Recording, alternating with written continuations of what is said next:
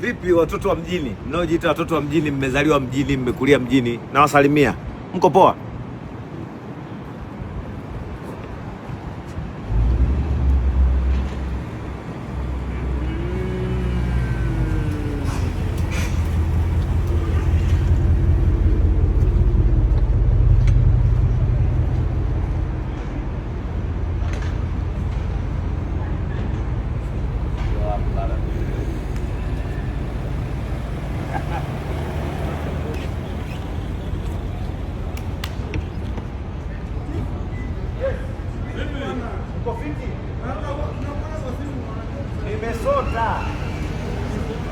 Nimesota mbaya.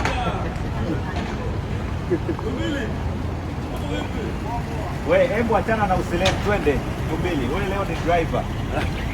Hey, umefika bei. Watoto wa mjini, leo nataka niwape somo.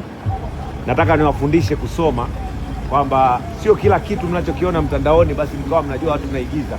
Hizi gari zote unazoziona hapa zimesafirishwa, zimelipiwa ushuru kuingia Kenya. Hazijapita bure, zimelipiwa, zimeclear. Tumeelewa kama unavyoziona. Nilisema hizi zimebebwa juu, nimezibeba kutoka Dar es Salaam mpaka Nairobi kwa ajili ya kuja kuziosha na kuzifanyia service. Juu mafundi wengi wa Tanzania ni wezi. Na BMW convertible pale na BMW convertible, na nina Range Rover ya 2024 imekufa kwa sababu ya watu ambao wamenitengenezea, wameniharibia gari.